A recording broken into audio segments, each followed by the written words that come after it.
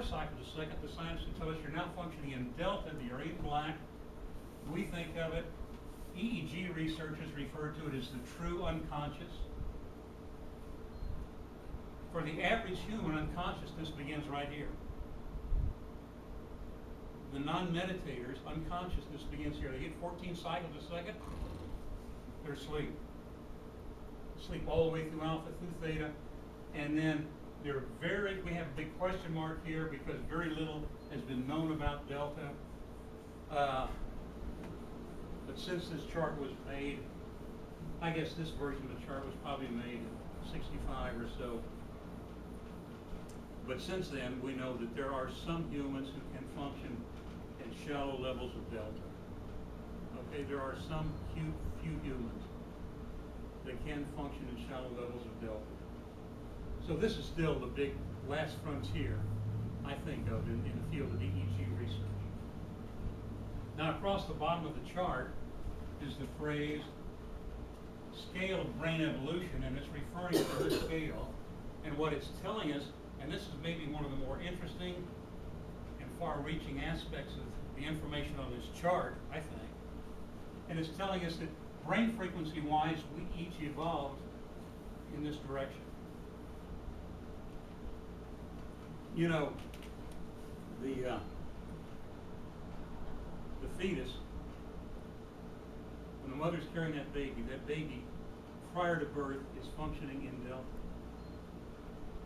And as the brain neurons grow and mature, that fetus begins functioning in higher and higher levels of delta. But there's a brain there. There's a brain there that is recording information. And so that fetus can hear. That fetus can see. And you know, we kind of suspect humanity. When I say we, I mean humanity, I think, has rather suspected some of this for a long time. Because you notice how people try to be so careful around an expectant mother. You know, no loud noises, don't startle her. You know, treat her with delicacy, with kid gloves. Not only for her condition, but the condition of the new life she's carrying. Because that thing in her belly is not a thing, it's an evolving human being with a brain that absorbs information. I want you to get that. It's absorbing information, storing information. And then about the time that brain begins to develop 4 cycles a second, guess what? Birth occurs. And here this little baby comes into the world, and when it's conscious, it's probably only functioning at about 4.5, 5 cycles per second. And what's it like to have a newborn baby? Can you remember? Think back. What do newborn babies do more than anything? Everybody's got the right answer. They sleep, don't they? Sleep more than anything. They're the easiest things to take care of. I mean, when we're 13, 14, 15, 16, then it's a horse of another color. It's a different thing when they're a little older. So here that child is evolving and growing, and whenever that kid is conscious, his or her brain is in delta, up to about the age of 7. So that young kid can't get out of theta until he's about 6, 7, maybe 8 years old, somewhere in this vicinity. About the time they begin to get the adult teeth. It's kind of interesting when you think of the scale of brain evolution and human physiology, because they go together, folks. They go together. It's part of what happened to you and I.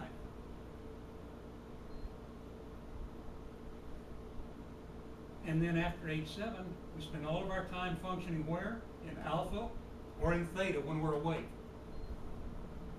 Still sleeping only in delta. And we all know how super important childhood is to our development, and to your children's development, and your grandchildren's development. We know that somehow. All humans seem to know that. You know, we even express it sometimes poetically because we don't really understand all the science behind it, but poetically, you know, we can kind of poetic about it. And we'll say, you know, as the twig is bent, so does the tree grow. We've had, my wife and I had 2 daughters and 3 sons. And one Saturday many years ago, when the kids were home, my wife came in from getting the youngest son a haircut. There used to be a barber shop over here by Luby's, and when we had Luby's here at the shopping center, and she came home and got Brian, the youngest son, a haircut, and she says she was upset. I said, what's wrong? She said, honey, there was a grandfather in there with the cutest little boy, about 4 years old, said he was just cute as a button, and he was just the center of attention, and said he'd just do things and make people laugh. And everybody in the barbershop was laughing at him, having a great time, and he got excited with people paying attention to him, and he'd jump up on a chair and he'd jump to his grandfather, and finally at the end the little boy was getting real hyper, and he stood up on the chair, and this is a game apparently Granddaddy and his beloved grandson had been playing, and he said, son, tell everybody what you're good for. The little boy stands up and says, everybody knows I'm good for nothing. And everybody laughed. And Anna said, I wanted to slap him. He doesn't know what he's doing to the child. Because listen, the brain has no sense of humor. The brain records data. That's what it does.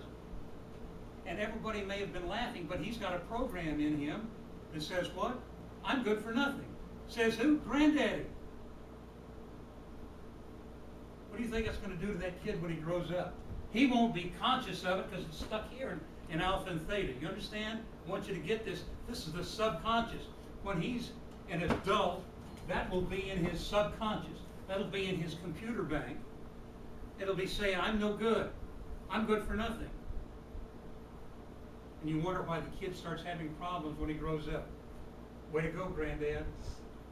I know it was accidental, but you should know better.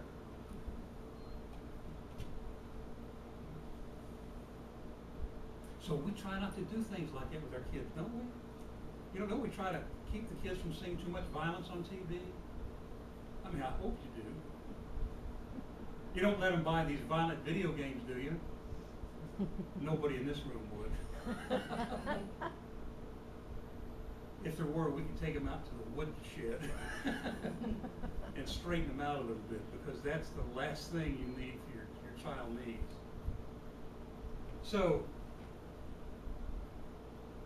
when we say opening a new door in your life, for those who came in late, I ask everyone, would you like to open a new door in your life? Would you like to open a new door to bigger and better accomplishments, better health, and more happiness than ever before? And folks, that door is right here at 14 cycles a second. It's the doorway into you, into the parts of you you've forgotten about, into your childhood, into your unconscious. Is that scary? I thought I saw fear there.